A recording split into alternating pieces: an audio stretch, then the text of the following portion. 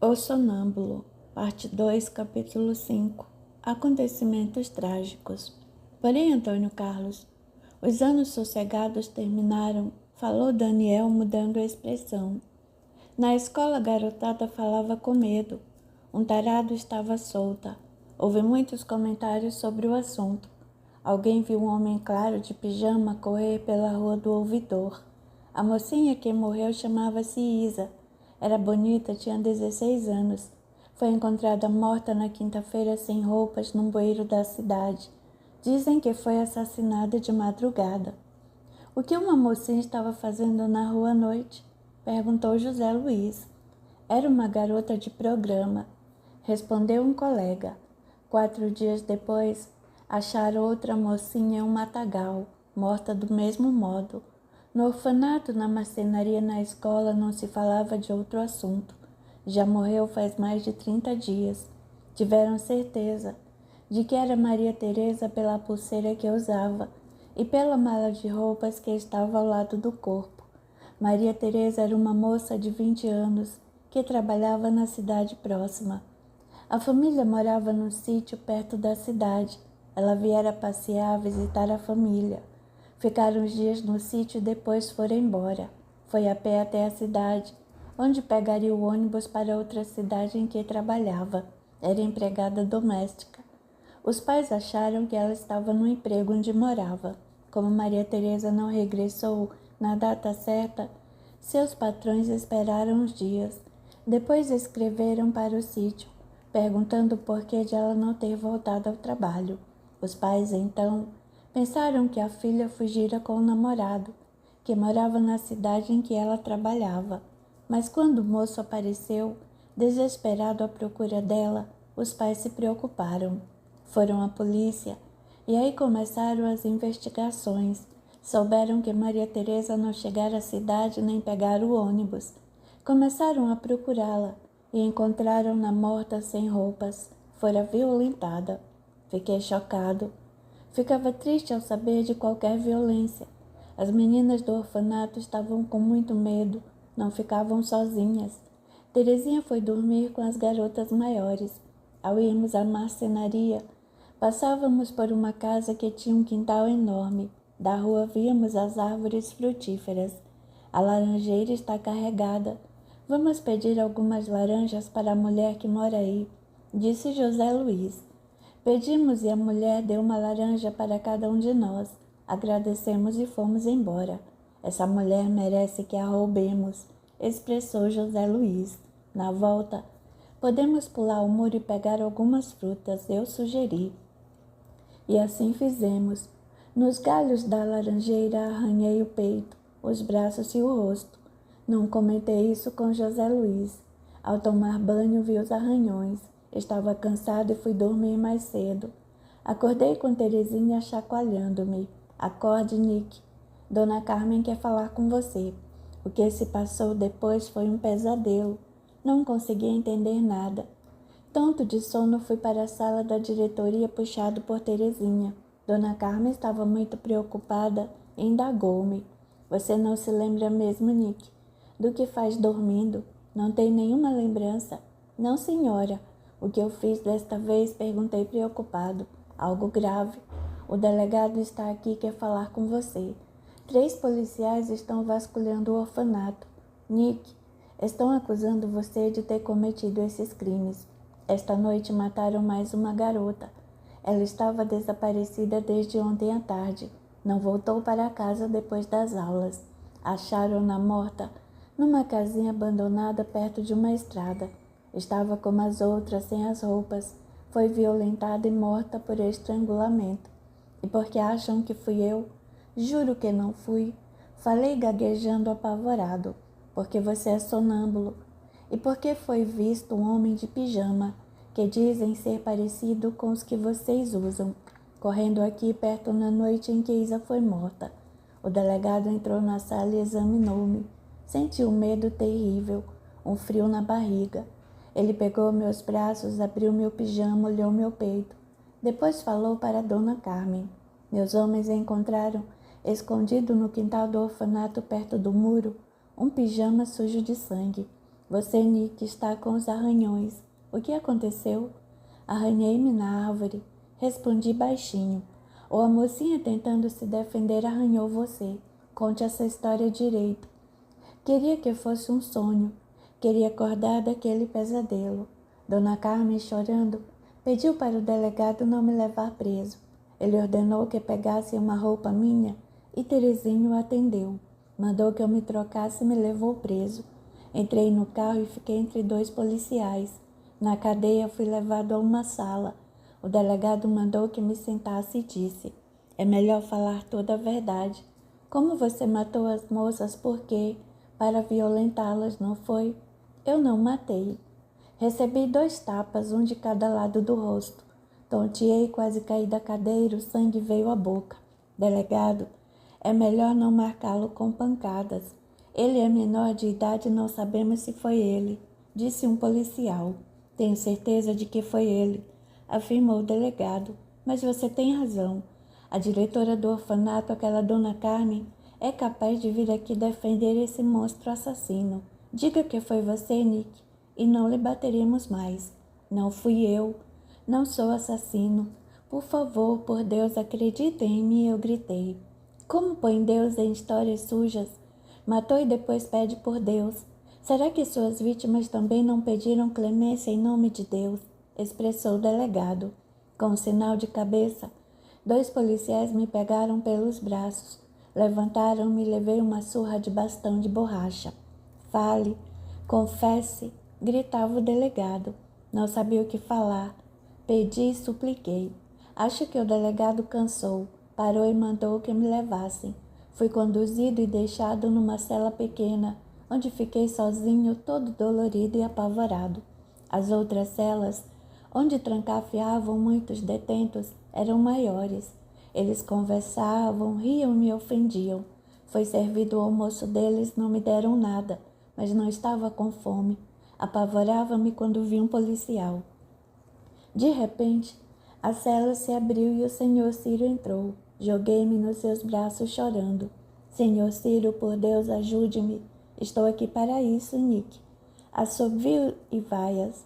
Os presos riram ao ver aquele ato de desespero, porque apavorado como estava, ao ver uma pessoa que sempre ajudou o orfanato conhecida, abracei-a como se fosse uma tábua para um náufrago. O senhor Ciro afastou-me com delicadeza. Isso aqui é um horror. Ai do delegado se deixar você ficar na cela com esses assassinos. Carmen procurou-me pedindo auxílio. Vim com um advogado, que está falando com o delegado. Eles bateram em você? O senhor Ciro falava depressa. Olhou-me, afirmei com a cabeça e ele continuou a falar. Sou amigo íntimo do juiz. Vou falar agora mesmo com ele. Fique calmo, Nick. Vou resolver isso. E não dê confiança a esses presos, nem converse com eles. Deu um sinal. Um policial abriu a cela. Quis segurá-lo para que não me deixasse sozinho, mas fiquei parado, olhando sair e sentindo um medo terrível. Toma aqui, Nick. Mandaram do orfanato comida e roupas para você. Nada como ter uma pessoa importante para ajudar, falou o guarda. O senhor Ciro não quer que você seja mais interrogado, nem que o maltratem. Assustei-me, mas peguei as 2 sacolas. Numa vi uma marmita, na outra algumas roupas minhas. Comi sem vontade. Ao ver o senhor Ciro novamente, meu coração disparou aliviado. Ele voltava com o senhor muito bem vestido. Nick, este é o juiz da cidade, Dr. Mário, disse o senhor Ciro para o homem. Este é o preso que lhe falei. Compadeça-se desse garoto, que foi abandonado no orfanato. Tem somente 16 anos, embora vá completar 17 daqui a 2 meses. Sei que as evidências são contra ele. Embora achando que ele seja culpado, ele assassinou as moças dormindo. Tem que receber um tratamento, não castigo. Transfira-o antes que seja linchado ou que os policiais o castiguem. O juiz olhou-me demoradamente, depois me indagou. Você se lembra de alguma coisa? Não, senhor, eu respondi. Você se acha culpado? Não, senhor. Ciro, concluiu o juiz. Pela minha experiência, parece que este jovem não mente. Vou mandá-lo para o sanatório. Lá os médicos irão analisá-lo para dar o diagnóstico se está ou não doente. Obrigado, Mário, agradeceu o senhor Ciro. O que você não faz pela Carmen, hein, Ciro? Expressou o juiz sorrindo. Faço pelo orfanato e pelos órfãos, respondeu o senhor Ciro. Você é um sujeito bondoso, disse o juiz. Ajudará com essas suas atitudes seu filho na política. Vou comunicar ao delegado a minha decisão e ordenar que Nick fique numa cela sozinho e que não seja molestado. Obrigado, Mário. O senhor Ciro agradeceu novamente. O juiz foi embora e o senhor Ciro ficou conversando comigo. Nick, não se desespere. Estou tentando ajudá-lo. Você irá para um hospital, um sanatório de loucos. Mas não estou doente, exclamei indignado. Como não? Está doente sim. É bom que acredite nisso. E lá no hospital, peça e queira se tratar. É melhor você ir para longe desta cidade. As famílias das vítimas querem fazer justiça. E você não pode ficar nesta cadeia. Se esses presos o pegam... O senhor acha que eu sou culpada? Eu perguntei. Acho. Muitos fatos vieram ao conhecimento do delegado. Que você fingia estar dormindo para roubar bolachas, alimentos na cozinha, para dar nós nas roupas de uma interna que estava muito interessado nas meninas. Um colega de quarto contou que você quis matá-lo apertando seu pescoço e foi achado um pijama sujo de sangue no quintal do orfanato. Ficamos sabendo também que os meninos maiores, principalmente José Luiz, o finado Nivaldo e você, saíram do orfanato com muita facilidade. Depois, você tem arranhões pelo corpo. José Luiz confirmou sua versão, que foram roubar frutas, mas que não viu seus arranhões. Você, Nick, é sonâmbulo. Pode ter assassinado essas mulheres dormindo ou fingindo dormir. Ninguém tem dúvidas de que foi você. Não fui eu. Juro que não, falei rogando. Queria que pelo menos ele acreditasse em mim. Você não se lembra mesmo? Será que realmente estava dormindo? Se for isso, precisa mesmo de tratamento. Foi embora e eu fiquei desesperado. Não fui eu. Não pode ter sido eu pensei. Que angústia. Eu estava na cela sozinho, graças ao senhor Ciro, porque os presos estavam com muita vontade de me pegar. Ameaçavam me rindo. Não vou dormir. Não posso dormir. À noite os presos sossegaram. Escutei-os roncarem e ressonarem. Sentia dores físicas, mas as morais e o medo eram maiores. Cansado, triste e infeliz, acabei dormindo. Acordei com barulho de manhã. O guarda me deu café com um pãozinho e falou: Nick, você tem sorte. O juiz mandou transferi-lo para um hospital, um sanatório psiquiátrico. Dizem que você é doente. Você não para mesmo. Acordei à noite e vi você andando dormindo. Seus olhos estavam parados. Deve ser verdade que matou dormindo. Que desculpa. Por que não pensei nisso? Falou um preso. Eu soube que iria partir no outro dia pela manhã. Dona Carmen veio trazer meu almoço e despedir-se de mim. Choramos abraçados. A senhora acha que eu fui eu? Perguntei. Não sei, Nick. Quero acreditar que não foi, mas... Talvez se eu tivesse cuidado mais de você, se você for doente, necessita tratar-se. Foi uma despedida muito triste. Ela foi embora chorando e eu senti uma dor tão forte que parecia que meu peito ia estourar. Pedi para falar com o delegado. O guarda comunicou meu pedido e ele mandou que me levassem para a sala em que fui interrogado. Então quer falar comigo? Vai confessar seus crimes? Indagou o delegado. Senhor, não fui eu. Se me levanto dormindo, como posso ter ido à tarde encontrar com Maria Teresa, a primeira vítima? Isso você responderia se pudesse falar, mas o senhor Ciro arrumou um advogado e o juiz me proibiu de interrogá-lo. Acho que você cortejava essas mocinhas. Deve ter marcado o encontro com elas à noite e as coitadas o esperaram no mato. Foi encontrado ao lado do corpo de uma delas um pedaço do tecido do seu pijama. Como sabe que era do meu pijama? Só pode ter sido você, gritou o delegado. Essa última moça que morreu sumiu à tarde, e nesse horário eu estava na marcenaria e não fiquei sozinho. Tentei explicar. Isso é verdade. Com certeza você foi à noite onde ela estava esperando e a matou. Como eu a levei para lá? Perguntei. Você é quem tem de nos dar as respostas. Você estava namorando? Muitas pessoas viram essa mocinha passar em frente do local em que você trabalhava e repararam que você a olhava cobiçando-a. Olhava como fazia com todas as mocinhas, achando-as bonitas, foi só isso. Você não me engana. Falou o delegado em um tom de voz alto e furioso. Fingia ser sonâmbulo para tentar esconder seus crimes. Queria as meninas e as matou, mas não se alegre, pois para onde irá não será agradável, será o castigo que merece. Sou inocente, eu exclamei. Cale a boca, gritou o delegado batendo com a mão na mesa. Se não esqueço a ordem do juiz e lhe dou uma surra, volte para a sua cela. Guarda, tranca-fia esse monstro. Não sei como pude falar isso tudo. Acho que foi pelo desespero de ser acusado de algo que não fiz ou que não me lembrava de ter feito. O guarda me puxou e voltei para a cela. Não queria acreditar que isso estava acontecendo comigo. Nada disto devia ser verdade. À tarde, José Luiz veio me ver. Oi, Nick. Oi, José Luiz. Como deixaram você entrar aqui? O dono da marcenaria me trouxe. Aproveitando que o delegado saiu, ele pediu a um guarda que é amigo dele para me deixar entrar. Como você está? Muito mal, apavorado, desesperado. Respondi chorando. Os outros detentos vaiaram e riram. Estou com medo deles, falei baixinho. Querem pegar-me? José Luiz, você sabe que não matei ninguém. Pelo menos você acredita em mim, não é? Acredito, afirmou meu amigo.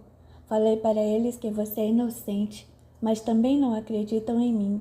Tive medo do delegado. Ele foi ontem à tarde ao orfanato interrogar-me. Aquele safado do Júlio César disse que você quase o matou apertando o pescoço dele. Nunca ouvi tanto falatório. Ainda bem que Dona Carmen acompanhou o delegado nos interrogatórios. Por ser seu amigo, a polícia insinuou que participei também desses assassinatos. Apavorei-me. Jurei que você realmente se levantava dormindo, que fizemos algumas brincadeiras, mas que de fato era sonâmbulo. Nick, perto do cadáver dessa última moça assassinada, encontraram o canivete que você deu para o senhor Olavo. Então foi ele, exclamei esperançoso. Também acho, afirmou José Luiz. Só que não pude dar minha opinião. Quando o delegado comentou que foi achado o canivete, ele mesmo concluiu que você devia ter comprado 2. Dona Carmen disse que isso era fácil de saber, que era só perguntar ao dono da loja. Interrogado, o senhor Olavo falou que o canivete dele havia sumido. Conversando com os meninos, a polícia ficou sabendo que mexíamos nos objetos do senhor Olavo, que pegávamos a chave do portãozinho. Por isso concluíram que pegamos outras coisas. O senhor Olavo acusou. Disse que eu achava culpado, que sempre desconfiou de você por ser muito estranho. Velho safado. É ele quem está sempre olhando as meninas. Mesmo com medo, defendi você. Contei ao delegado que achava que o senhor Olavo era o assassino. Dona Carmen o defendeu. Mandou que me calasse e disse para o delegado que não poderia ter sido seu empregado, uma pessoa de confiança, que trabalhava havia mais de 20 anos no orfanato. Quando ficamos sozinhos, Dona Carmen confidenciou-me. José Luiz, também quero acreditar que não foi Nick, mas não foi Olavo. Ele, por um acidente, é impotente. Não consegue ter relações, entendeu? Não o acuse mais. Não acredito nisso, exclamei. Nem eu. Para mim, o senhor Olavo inventou tudo isso para despistar. O delegado bateu em você. Pensei que ele ia me bater quando me fez perguntas. Contei o que aconteceu. Que horror! Falou José Luiz. Você foi corajoso indo falar com o delegado. Ainda bem que temos o senhor Ciro. Se não fosse ele, o que seria de você, meu amigo? O melhor é você ir para esse hospital e fazer um tratamento. Talvez você melhore. É um alívio você acreditar em mim. Nunca menti para você, eu disse. Sei que você não está mentindo, Nick, mas estão falando que você matou dormindo e que não se lembra. Não posso ter feito isso, não posso. Vai, se cure, amigo. Obrigado, falei baixinho. Acho, Nick, que ficarei marcado para sempre por ser seu amigo, comentou José Luiz desolado. Abraçamo-nos e ele foi embora. Chorei e escutei os comentários dos outros presos e dos policiais. O monstro mata e chora. Como queria pegá-lo e castigá-lo. Embora com medo, não me importei com os comentários e chorei até cansar. Sofri muito. Estava exausto, desesperado e com dores. À noite temi dormir, mas acabei adormecendo. Capítulo 6. O sanatório. Acordei de manhã com o guarda trazendo-me o café. Tomei-o devagar, pensando como seria o hospital para onde me levariam e como seria tratado. Se o delegado falou que iria sofrer, certamente o sanatório era um lugar horrível. Nick era o senhor Ciro. O guarda abriu a cela e ele entrou com uma mala. Carmen colocou aqui tudo o que é seu. Não se esqueça de colocar nessa mala as roupas que vieram ontem. Partirá às 10 horas. Senhor Ciro, sou inocente. Não fiz nada do que me acusam. Por favor, não tem como eu ficar na cidade e voltar para o orfanato. Nick, as evidências apontam para você. Tudo nos leva a acreditar que você cometeu esses crimes. Se não está fingindo, cometeu-os dormindo. Você não pode ficar livre, senão matará de novo. E não posso pedir para deixá-lo aqui. Esta cela era ocupada por outros, e para que ficasse sozinho, eles foram para outras celas, com outros prisioneiros, mas deverão voltar. Se você ficar com outros detentos, eles o matarão. Por onde irá? Os internos são doentes e não lhe farão mal. Vou acompanhá-lo até a estação. Paguei as passagens para transferi-lo rápido. O senhor Ciro saiu da cela. Ouviu conversar com o delegado. Arrumei meus pertences. O guarda veio buscar-me. Colocaram as algemas nos meus pulsos. Entramos no automóvel do senhor Ciro. Ele pediu que eu me abaixasse para que ninguém na cidade me visse sair. O trajeto foi rápido. Quase correndo, atravessamos a estação ferroviária e entramos no trem. O senhor Ciro ficou parado olhando-me, mas eu só consegui dizer: obrigado. Eu estava muito triste e esse sentimento doía-me no peito. Colocaram-me sentado num banco algemado no meio de 2 soldados. A viagem foi monótona. Quando chegamos à estação de outra cidade, pegamos um carro que já estava nos esperando e fomos para o sanatório. Era de tarde, estava frio e nublado, e de cabeça baixa não me interessei em ver nada. Paramos diante de um prédio grande e fechado. O portão se abriu e entramos. Fomos até uma sala, onde sentamos-nos e nos ofereceram água. Um senhor leu os papéis que um dos policiais lhe dera, pediu para me tirarem as algemas e dispensou dizendo-me: Daniel, sou o enfermeiro Antônio, venha comigo. Atravessei os corredores como se me arrastasse. Aqui é o quarto em que ficará. Sabe usar o banheiro? Sim. Então tome um banho e coloque outra roupa sua. Aqui temos uniformes. Mas como estes são poucos e alguns doentes trazem roupas, eles vestem o que têm. Você tem agasalho? Está muito frio. Se não tiver, peça-me que lhe arrumo um. Trarei uma sopa quentinha para você. Tomei um banho quente. Troquei de roupa e tomei a sopa. Senti-me melhor. Fui para o dormitório que era parecido com os do orfanato, só que tinha mais leitos.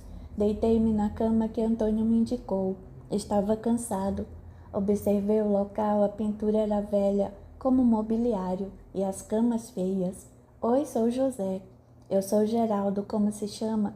Respondi com monossílabos. O dormitório era ocupado por homens e achei-os estranhos. São doentes, pensei. Arrumaram-se para dormir. Antônio veio e foi dando remédio para todos. Deu-me um comprimido e ordenou: tome, Daniel. Com esse remédio deverá dormir melhor. Amanhã o médico examinará. Tomei e dormi.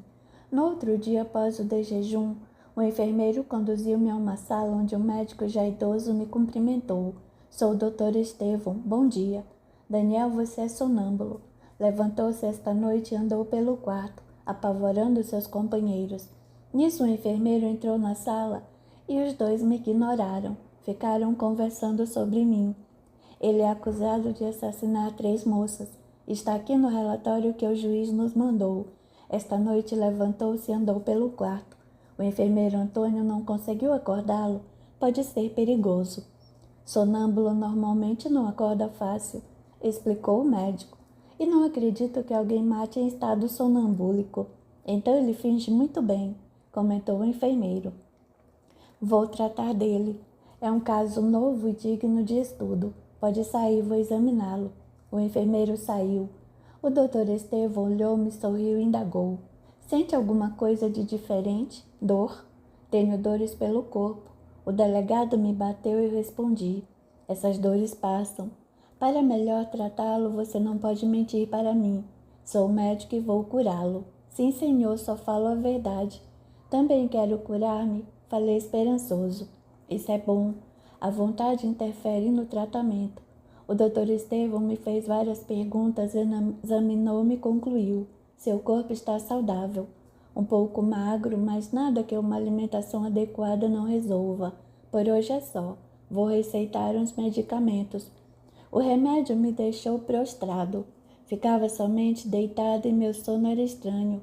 Acordava com alguém me chacoalhando para que me alimentasse. Sentia-me muito mal. Queria raciocinar, levantar, andar e não conseguia, mas levantava-me dormindo. Antes de tomar o remédio, fui conduzido à sala do médico. Doutor Estevão, pedi, por favor, não quero ficar assim, só dormindo. Mesmo tomando esses remédios, você tem se levantado dormindo, é incrível. Piorou com o estresse, com todas essas mudanças.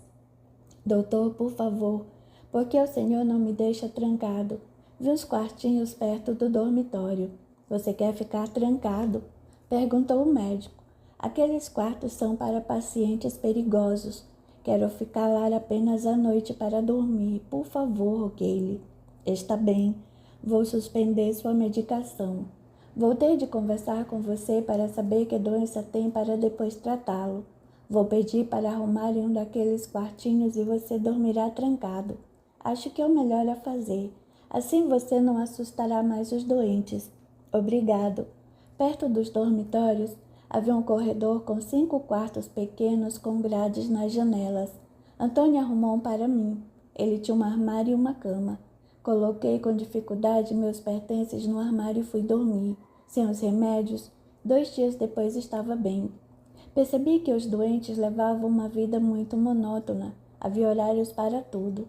Dormir, acordar, alimentar-se, tomar banho e ir para o pátio. Achei-os estranhos e às vezes tinha medo de algum deles. São doentes. E se eu não estiver, vou ficar, eu pensava. Vi um doente usando a minha roupa e reclamei para Antônio. Aqui é difícil saber o que é de quem. Só tem um jeito de não misturar suas roupas, se você mesmo as lavar. Como estava me sentindo bem, fui lavar minhas roupas. No sanatório não se passavam as roupas, nós as vestíamos amarrotadas.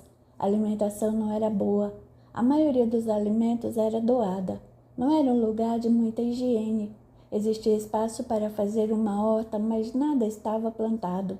Havia poucos funcionários e muito trabalho. Conversei com o Dr. Estevão sobre isso. Acho que algumas tarefas para os internos serão como uma terapia.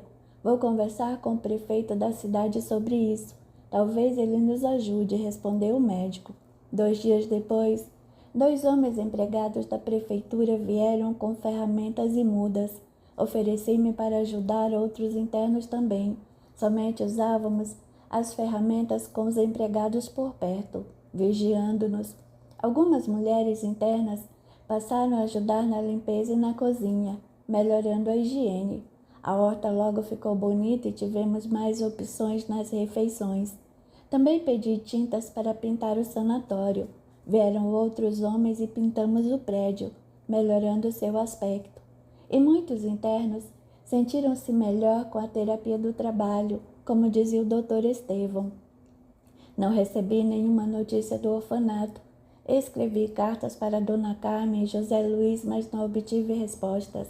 Desconfiei que o secretário do sanatório não as colocasse no correio, porque eu não tinha dinheiro para os selos. Mas pensava sentido. Eles poderiam escrever-me, mandar selos. Será que acreditam que sou assassina e não querem mais manter nenhum contato comigo? Ficava lembrando-se do dia a dia no orfanato. Se estivesse lá, o que estaria fazendo, e a saudade doía.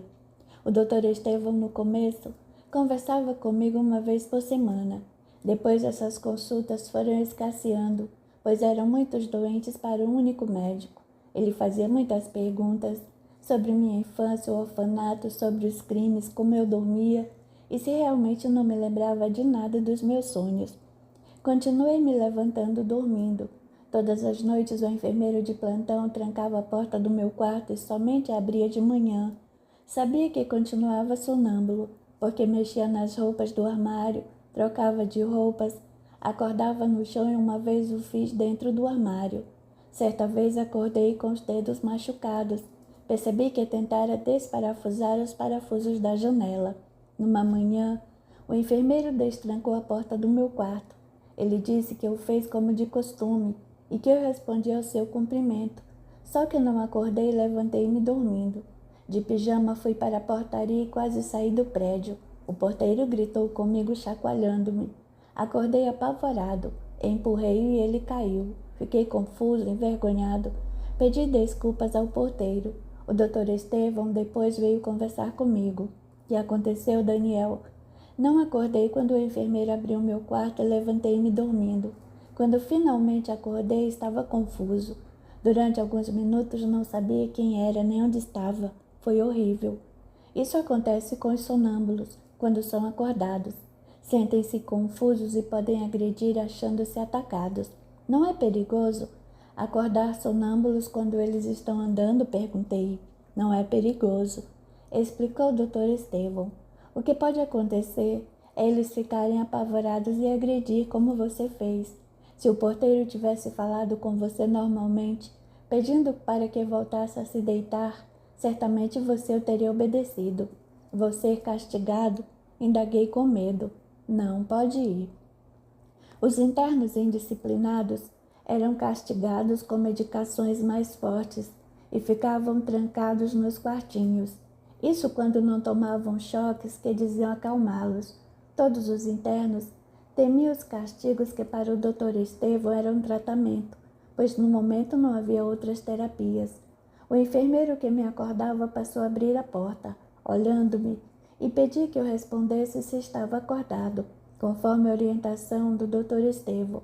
Pedi ao médico que me deixasse ler. Ele não só permitiu, como me trouxe livros e revistas. Eu gostava dos romances. Emocionava-se com as histórias. Sorria e chorava ao lê-los. Numa das conversas com o Dr. Estevão, ele me confessou: Daniel, não sei como tratá-lo. Aparentemente você é sadio. E por que me levanto à noite dormindo? A ciência ainda não nos dá uma explicação convincente. Não acredito que você tenha matado dormindo. Não há registro de sonâmbulos que tenham se suicidado ou assassinado. Acho que teria acordado a usar de violência. Doutor, eu falo a verdade. Não minto e não finjo. Daniel, você pode ser doente. Tem duas personalidades. Tem matado e esquecido. Você não finge e esquece. Meu Deus, isso é muito triste. Não quero ser um assassino, exclamei chorando. Não se desespere. Ainda não consegui diagnosticar seu problema. Não sei o que aconteceu. Pelo que está escrito no relatório que o juiz nos mandou, eles não têm dúvida de que foi você que assassinou aquelas moças. E você tem um histórico. Sua mãe morreu e você sentiu muito essa perda. Seu pai deu seus irmãos. Sua madrasta o maltratou. O abandono do seu genitor que o deixou no orfanato. O pior foi a violência que sofreu sendo violentado pelos moços da fazenda. Na adolescência, cobiçou as garotas e, como não sabia conquistá-las, você usou da força de sua outra personalidade. Se fiz tudo isso, por que não me lembro? Indaguei. Porque você é doente e vamos tratá-lo e curá-lo. Se não faço tratamento nenhum, como vou melhorar? Pensei somente temendo os tratamentos usados ali. Não ousei comentar. Quando você sair daqui? Perguntei. Não sei. Quando acharmos que está curado. Você não é um doente comum. É acusado de assassinato. Passei o resto do dia no meu quarto chorando. Concluí que nunca iria sair do sanatório. Pensei então em fugir. Era difícil sair dali. O prédio era todo cercado de muros altos, sem árvores por perto. Apenas se entrava ou saía pela portaria que era vigiada. Depois, o castigo era terrível para os que tentavam. E para onde ir se não tinha nenhum centavo? Distraía-me com os livros e aprendi muito com eles. Sentia falta de conversar. O Dr. Estevão quase não conversava mais comigo. Os enfermeiros estavam sempre ocupados e os internos eram doentes. O hospital em que estava internado atendia enfermas que pagavam pelo tratamento. Outros, como eu, recebiam atendimento gratuito. Certa vez foi internado no sanatório um senhor que, conforme me disseram, matou a neta de 13 anos. Deram a ele muitos medicamentos que o fizeram ficar dormindo. Senti muita pena ao vê-lo. Não parece criminoso, opinei. Quem tem cara de criminoso? Perguntou o enfermeiro Antônio. Passaram-se uns dias. Diminuíram a dosagem dos remédios e ele ficou mais desperto. Conversei com ele. Para mim não era doente. O Dr. Estevão diagnosticou que ele matou em um surto de loucura. Passamos a conversar e um dia ele me confidenciou. Daniel, não matei minha neta, amava muito. Não é possível matar e esquecer. Não posso tê-la assassinado e esquecido. O senhor José, esse era seu nome, tinha alguns bens. Viúvo e teve 2 filhos, um casal. O filho e a nora desencarnaram jovens, num acidente, deixando uma filha recém-nascida, a neta que ele e a esposa criaram. Sua filha casou-se e lhe deu 3 netos. A esposa dele desencarnara fazia 3 anos, depois de muito tempo doente. Numa manhã, acordou assustado com os gritos da empregada, e ao se levantar viu que estava com as roupas de dormir ensanguentadas, e foi encontrado assim, atordoado e sujo de sangue. Soube então que sua neta fora esfaqueada na cama dela, e a faca, o instrumento do crime, estava com ele na cama dele. O desespero foi enorme. Foi taxado de louco e internado no sanatório. Na mansão, naquela noite, estavam somente os 2, a neta e ele. A casa não fora arrombada nem roubada. Tive muita pena dele e ele de mim. Acho que somos assassinos sem querer, disse-lhe. Não é possível. Se fiz isso, sou um monstro. Queixou-se o senhor José. Nosso sentimento era o mesmo. Um enfermeiro foi contratado. Achei-o esquisito, mas não tínhamos nada a reclamar dele. Era ele quem estava de plantão naquela noite e me trancou. Como estava sem sono, fiquei orando. De repente, vi-me no corredor. Fui até o dormitório do senhor José e vi o enfermeiro colocar um pozinho incolor no copo de água que estava na cabeceira do leito do meu amigo. Em seguida, deu o copo e um comprimido para o senhor José tomar. Senti que ele não deveria tomar. Apavorei-me e quis gritar, bater no braço do enfermeiro, mas não consegui. Estava de novo no meu quartinho. Levei um susto. Não entendi o que me aconteceu. Senti que algo ruim ia acontecer com o senhor José.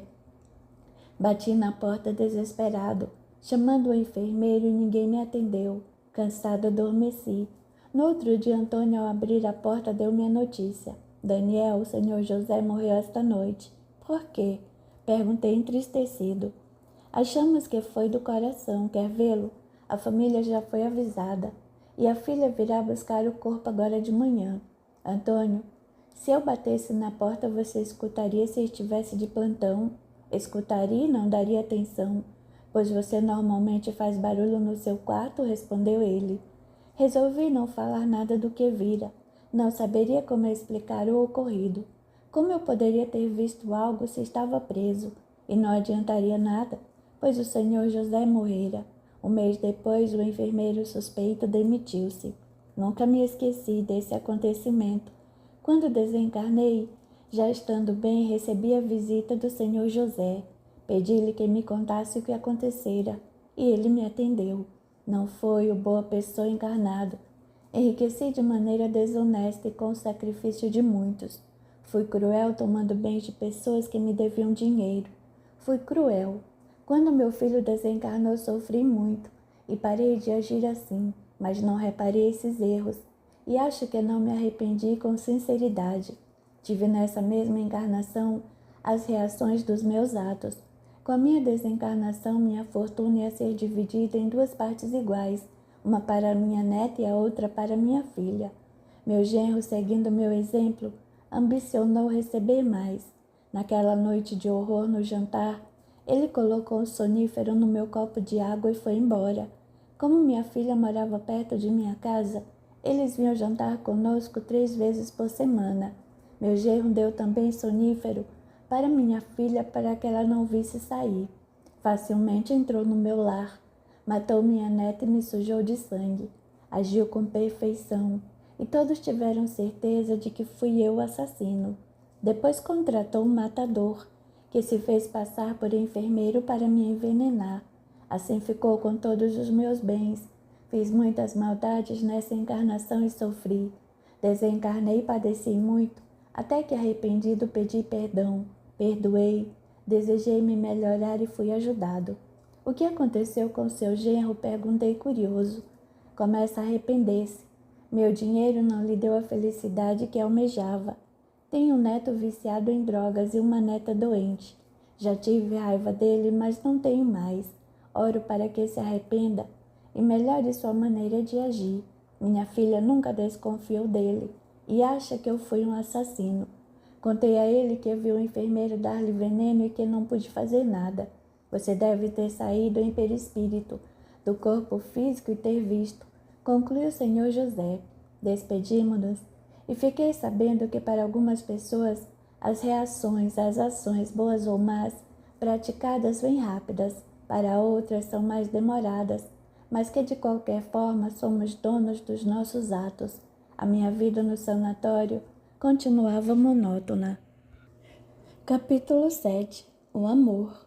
Daniel, tem uma visita para você. O enfermeiro Antônio veio avisar-me sorrindo.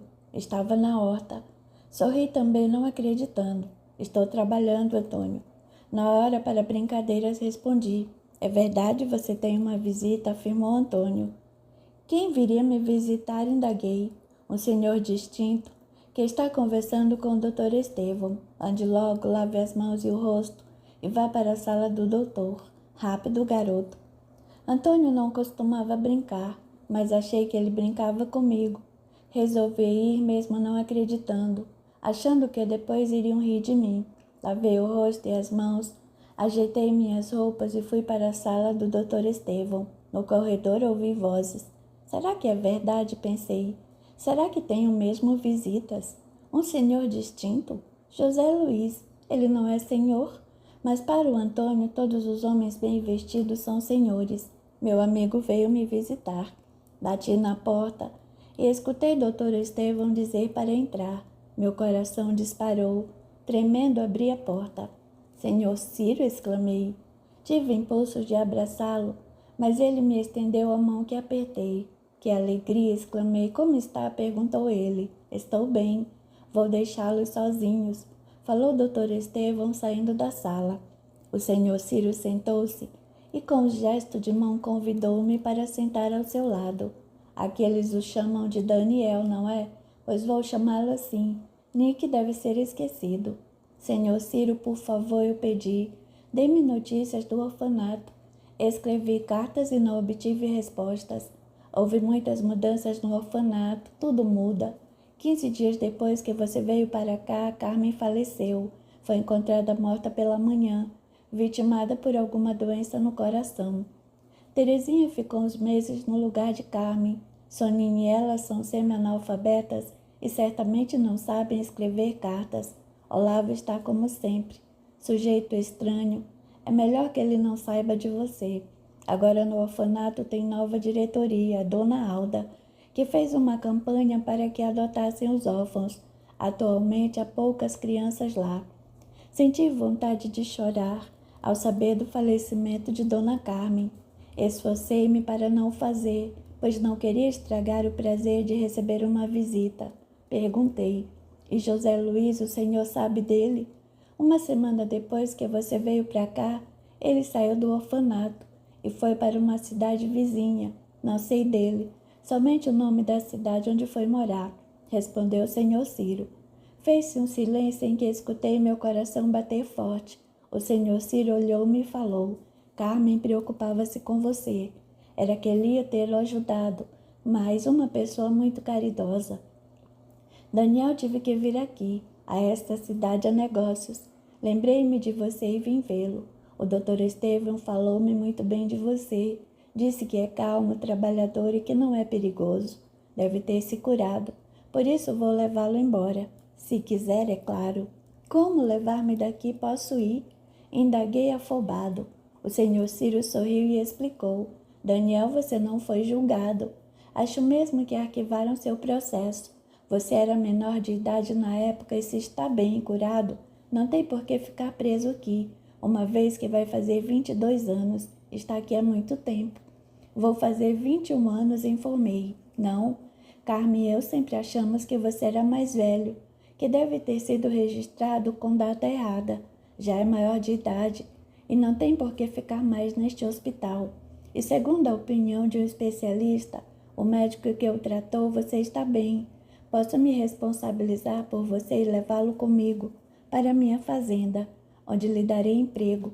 Trabalhará na horta e terá um ordenado. Quer ir? É difícil descrever o que senti naquele momento. Ajoelhei-me no chão aos pés do senhor Ciro e exclamei emocionado. Senhor Ciro, sou-lhe profundamente grato. O senhor me ajudou quando eu estava na prisão e está me auxiliando agora. Deus lhe pague.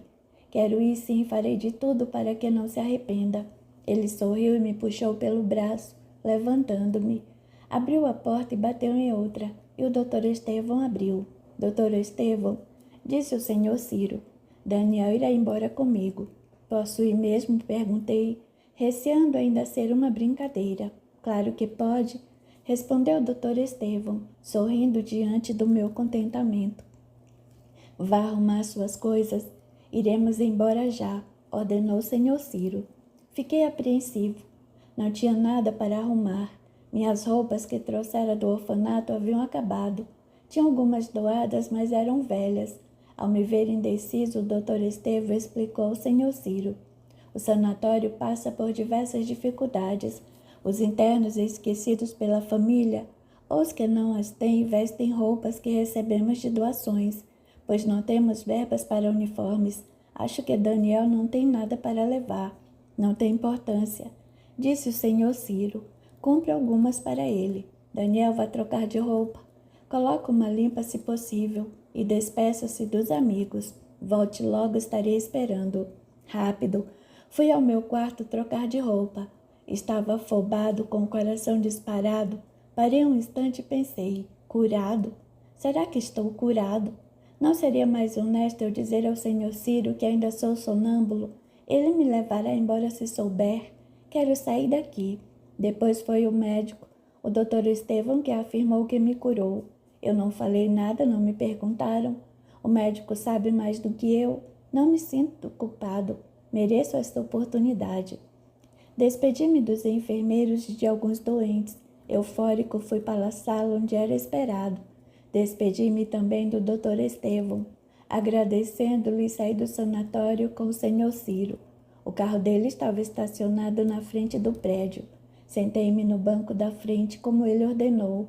Estava muito feliz. Vamos a uma loja comprar algumas roupas para você. O senhor Ciro comprou para mim calças, camisas, sapatos, barbeador e roupas íntimas. Foi a primeira vez que comprei roupas para mim, que as tive novas e que as escolhi.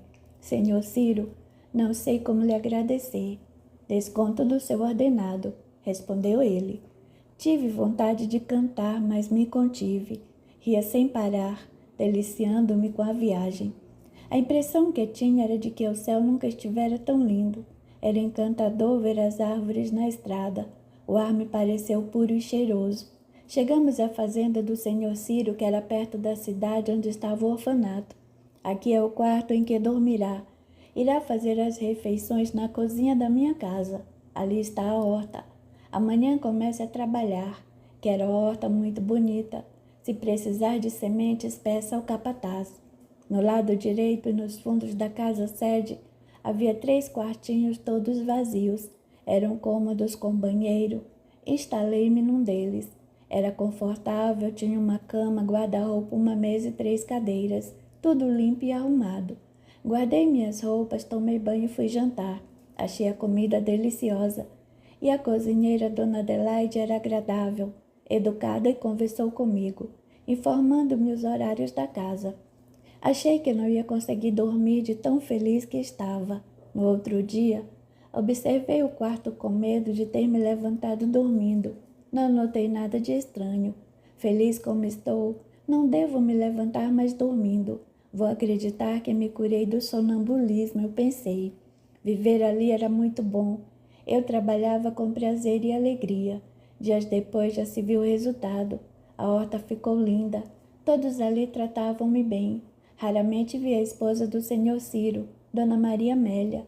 Ela me pareceu séria e infeliz. Senti dó do meu patrão.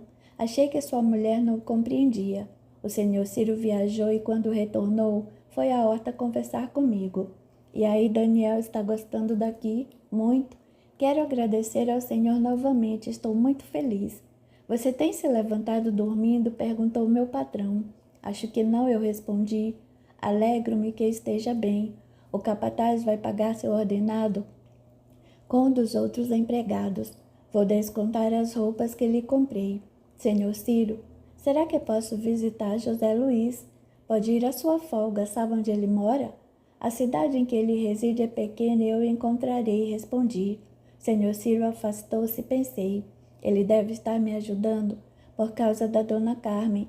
É um homem muito bom e que Deus o proteja. Esperei ansioso pelo domingo e ele finalmente chegou. O dia estava muito bonito. Levantei bem cedo, aguei as plantinhas da horta, troquei de roupa e fui para o ponto de ônibus. A estrada passava a 2 quilômetros da sede da fazenda. Em horários certos, podíamos pegar o ônibus que ia às 2 cidades próximas. Uma delas era onde estava o orfanato e a outra onde meu amigo morava agora. Tinha recebido um quarto do meu ordenado e meu dinheiro dava para as passagens de ida e de volta, restando somente um pouquinho. José Luiz certamente me convidar para almoçar. Pensei esperançoso. Temos tantas coisas para conversar. Será muito bom recordar o passado. Na cidade pedi informações para várias pessoas, até que uma senhora que eu conhecia me indicou onde ele morava. A casa era simples. Bati palmas no portão com o coração acelerado. Uma moça veio atender. Expliquei por quem procurava. É aqui mesmo. Vou chamar meu marido, disse ela. José Luiz veio em seguida. Olhou-me como se duvidasse do que via. Sou eu mesmo, José Luiz, seu amigo. Nick? Disse ele baixinho. Que faz aqui? Fugiu? Não, eu tive alta. Estou trabalhando numa fazenda e vim visitá-lo, respondi. Não vai me apressar, convidar para entrar? Sim, entra, como está? José Luiz abriu o portão e, em vez de me dar um abraço, estendeu-me a mão. Abriu a porta e, com um gesto, convidou-me a sentar. Como está você, José Luiz? Casou-se? Perguntei, não sabendo como agir ou o que falar. A moça que me atendeu entrou na sala com um menininho no colo. Você é amigo do Zé? Chamo-me Márcia e este é o nosso filhinho Roberto. Prazer, falei sorrindo. Márcia, por favor, vá para dentro. Quero conversar com este moço, pediu José Luiz. Senti doer meu peito. Foi como se tivesse recebido um balde de água fria no meu entusiasmo. Olhei sério para ele. Desculpe-me, Nick, disse José Luiz baixinho. Não quero que Márcia saiba quem é você. Naquela época, por ser seu amigo, sofri muito. Todos no orfanato ficaram com medo de mim. Dona Carmen tirou-me da escola porque recebi insultos e os meninos se juntaram para me bater. Não pude mais sair na rua. Chorei muito. Ninguém queria conversar mais comigo. Nossa diretora me arrumou um emprego nesta cidade. Vim sozinho e com muito medo. 2 dias depois, Dona Carmen morreu. Nem voltei para o enterro. Não tinha dinheiro. Aqui, como ninguém me conhecia, passei a ser Zé. Tive sossego e trabalhei muito. Hoje tenho um bom emprego. Casei e tenho um filho. Não atrapalhe minha vida, por favor. Eu lhe peço desculpas, José Luiz, disse baixinho. Nunca quis que sofresse e lamento que passou por minha causa. Eu vou embora. Desculpe não convidá-lo para almoçar. É que vamos para a casa da minha sogra. É melhor ninguém saber que esteve aqui. Nick, foi você quem matou aquelas moças? Acho que não. Não me lembro. Você não acha que era o Sr. Olavo o assassino? E investigar? Como? Não tive tempo. Quase fui expulso do orfanato. Só que com sua partida não houve mais crimes. Não voltei mais ao orfanato nem para visitar. Adeus, Nick, seja feliz. e por favor não venha mais me ver, disse José Luiz, levantando-se para abrir a porta. Adeus, José Luiz. Que Deus o faça cada vez mais feliz. Levantei-me e saí rápido. Voltei para a rodoviária, onde teria de esperar 2 horas para voltar. Sentei-me num banco e fiquei ali quieto, com vontade de chorar. Compreendi José Luiz e senti por ele ter sofrido por minha causa. Queria visitar o orfanato, mas desisti. Era melhor ninguém saber que eu tinha saído do sanatório. Receei que eles sentissem medo ao me ver. Talvez Terezinha e Soninha me recebessem como José Luiz, não querendo se envolver, e não queria rever o senhor Olavo, que me acusara e que talvez fosse o verdadeiro assassino. Tentei fazer amigos na fazenda. Fui convidado para uma festa. Arrumei-me bem na noite de sábado, fui ao galpão, que estava todo enfeitado. Lá conheci uma moça, uma mulata encantadora. Olhamos um para o outro. Fiquei sabendo que se chamava Rânia. Era filha de um empregado e morava numa das casas da fazenda. Tímido, não me aproximei dela. A festa foi muito boa, passei horas muito alegres. Passamos a nos ver, Rani e eu a nos olhar, até que tive coragem de conversar com ela. Foram somente cumprimentos, comentários sobre o tempo, mas que alegria senti ao escutá-la. Pensava demais nela. Ao vê-la, meu coração disparava. Eu tremia e até gaguejava. Estava amando e esse sentimento trazia-me felicidade. Quando recebi meu segundo ordenado, pedi para a dona Adelaide que ia à cidade. Comprei um presente para eu dar à Rânia. Ela me trouxe um par de brincos. Quando a vi passar pela horta, chamei-a. Ela parou, olhou-me e sorriu. Corri para perto dela e lhe entreguei o pacotinho. Para mim, gosto de ganhar presentes. Abriu, fiquei olhando extasiado. Que lindos! Exclamou Rânia. Obrigada, Daniel, gostei muito. Vou colocá-los lá em casa. Rânia era muito bonita. Cabelos anelados na altura dos ombros, lábios grandes e bem desenhados, olhos pretos, vivos e alegres. Mas seu sorriso era especial, lindo e contagiante.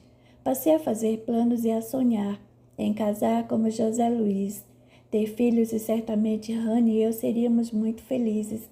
Mas comecei a notar que estava me levantando dormindo.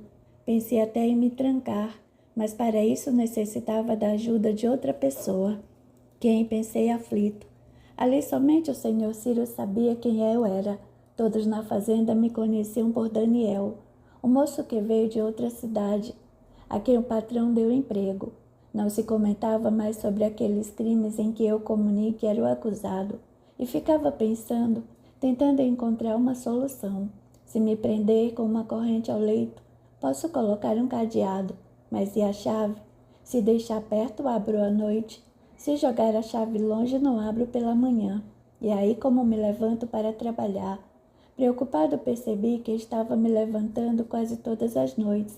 Acordava com roupas diferentes, com o quarto bagunçado. Achei numa manhã no meu quarto 2 abóboras, que ainda não estavam na época de serem colhidas. Notei outro dia que meus sapatos estavam sujos de lama. Compreendi então que saía do quarto e tive medo. Enamorado quis pedir Rani em namoro, mas tímido não conseguia falar. Depois temia que descobrissem que eu era sonâmbulo e que já estivera no sanatório, ou pior, que era Nick, o acusado daqueles crimes. O sentimento de amor dá força e alegria a quem o sente. Eu queria mais a felicidade dela do que a minha. Será que Rani iria me querer se soubesse do meu passado, quem eu era? Será que seria feliz comigo? Nunca quis tanto curar-me. Se de fato o sonambulismo era doença, não queria ser sonâmbulo. Meu Deus, orava. Por que tudo isso aconteceu comigo? Por que não posso ser Daniel, moço trabalhador, romântico e viver normalmente como qualquer outra pessoa? Ajude-me, Pai misericordioso. Gelei ao escutar a cozinheira Dona Adelaide comentar com o empregado. Acharam uma moça morta. Foi estrangulada e violentada. A polícia disse que foi morta esta noite. Senti um mal-estar. Meu coração disparou, tonteei, afastei-me escondido e fui para o meu quarto. Orei chorando. Meu Deus, não quero ser assassino. Por favor, que não tenha sido eu.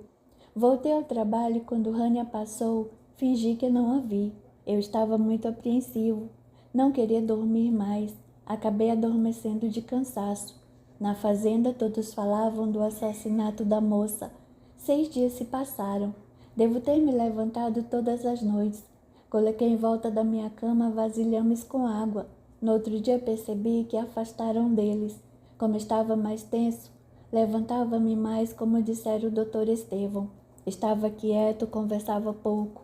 Fugia das pessoas e olhava Rania de longe, que continuava como sempre risonha e olhando-me.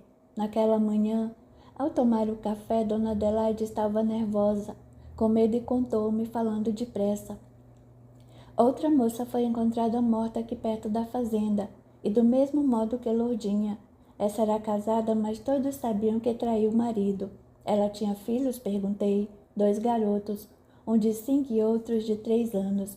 Respondeu Dona Adelaide. Foi violentada e estrangulada. Encontraram seu corpo numa casinha abandonada, do outro lado da estrada. Estava desaparecida, mas ninguém se preocupou, pois ela tinha o costume de passar dias fora de casa. O homem, ao passar pela estrada, sentiu um mau cheiro. Foi ver o que era e achou o corpo. Dizem que faz uns 3 dias que morreu. Dona Adelaide fez uma pausa, suspirou e continuou a informar-me. Esses crimes são parecidos com os que ocorreram numa cidade vizinha há alguns anos. Um tal de Nick, órfão, que morava no orfanato, foi o acusado, mas ele está no sanatório em outra cidade. A polícia bem que poderia ir até lá e verificar se ele não fugiu. Tomei o café rápido e fui para a horta apreensivo, inquieto e com medo. Como só se falava nos crimes, ligaram esses outros e logo notei que os empregados que passavam perto da horta me observavam e cochichavam. Fui almoçar. Dona Adelaide olhou-me de modo estranho e serviu-me o almoço calada. Quando ia sair da cozinha, ela indagou-me baixinho. Daniel, você não é o Nick? Dizem que Nick era apelido e que ele se chamava Daniel. Você é ele? Não respondi. Voltei quase correndo para a horta. Vi Rania e chamei-a. Rania. Ela me olhou com tanto medo que me assustei. Rania correu desesperada, como se eu a perseguisse. Chorando, fui para o meu quarto e tomei uma decisão. Arrumei rápido minhas roupas em sacolas. Escrevi um bilhete para o senhor Ciro pedindo desculpas por ir embora sem me despedir e agradecendo-lhe por tudo. Eu tinha poucos minutos para chegar à estrada e pegar o ônibus para a cidade. Saí escondido e corri para o ponto. Cheguei exausto ao local onde o ônibus parava. 2 minutos depois ele passou. Na cidade desci do ônibus e fui andando, apressado para a estação ferroviária. Lá peguei o trem das 4h35 para a cidade onde ficava o sanatório. Estava tão triste, apreensivo e com medo que sentia dores no peito e pelo corpo. Senti, porém, que não voltava sozinho. O amor que sentia por Rania me acompanhava. Tive vontade de morrer de tristeza. Não, pensei, que ama não deve ter vontade de morrer. Não sentirei mais o peso da solidão. A lembrança dela me acompanhará, agasalhará meu coração. Como nos livros que li, é melhor sofrer por amor do que nunca ter amado. Não prestei atenção em nada. Queria chegar logo ao sanatório. Foi um alívio quando o trem parou e desci. Vieram à minha mente as outras viagens que fiz de trem, com meu pai quando fui preso. Atravessei a estação rápido.